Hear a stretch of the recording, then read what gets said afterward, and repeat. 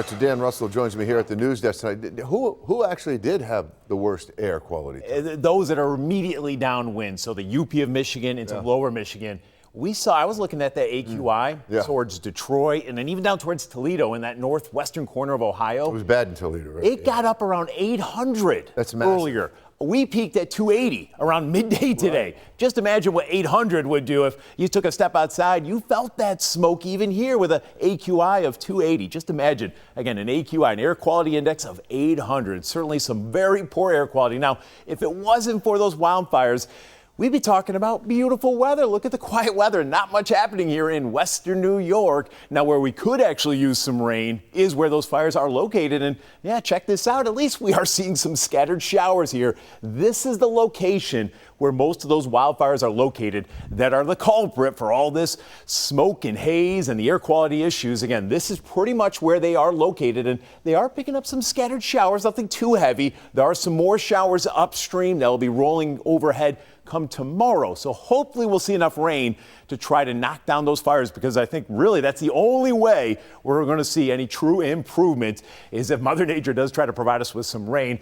Also on this graphic, again, 610 miles away, not that far away. Back in 2023, this is the location where those wildfires were located in Quebec. And that's why this has somewhat been of a kind of a similar setup when all said and done. So here is future look. Again, all quiet tonight, just dealing with that smoky haze. Outside of that, we're picking up clear to partly cloudy skies. It's going to be a little bit cooler compared to the past couple of nights. Most dipping down low to mid 60s, down to about 64 here in Buffalo, 62 in Jamestown.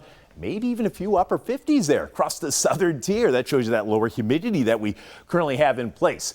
Now tomorrow, again, we're still going to be tracking that smoky haze. We do still have a weather impact alert. There's still an air quality alert for tomorrow. We do still have a weather impact alert through about midday. Hopefully we'll see enough improvement. We'll be able to drop that as we head into the afternoon, but that's going to be a bit of a close call. Outside of that, the afternoon tomorrow, we're into the low to mid 80s, picking up sunshine, light winds. Great conditions if it wasn't for that wildfire smoke and haze. Now later Friday night, our next chance for some showers. And I was kind of mentioning this in that first weather. Saturday kind of setting up to be a bit of an active day. Well, Saturday morning, this is where we have a warm front that's going to be passing on through. With it, there'll be the chance for a passing shower, thunder shower, roughly around sunrise. In the wake of that, humidity levels will really ramp up through the morning into midday. Temperatures climb up to around 80. Notice it's not going to be a washout on Saturday. There will be windows of dry time. However, if we see a large window of dry time, that means sunshine. We're warming up. We're going to destabilize the atmosphere even more so, and it does likely mean a pretty good round of some thunderstorms, some of which could be potentially strong to severe later Saturday. This is at 4 p.m. And yeah, look at the bright colors showing up there. So if you have any plans late afternoon on Saturday, plan on some thunderstorms. They're going to be quick hitting. They're not going to last all too long. Look how they race on by. Even later Saturday evening, we're clearing on out. And of course, that will set the stage for what should be a pretty decent day here on Sunday with sunshine, temperatures in the 70s. The one caveat to that, notice that wind direction once again back out of the northwest. So hopefully those wildfires do get knocked down and we're not dealing with another round of that smoke and haze here later in the weekend and potentially even into early next week. So again, tonight, while we do have mainly clear skies, we are still picking up the smoky and hazy skies. A little bit cooler though, temperatures down low to mid 60s.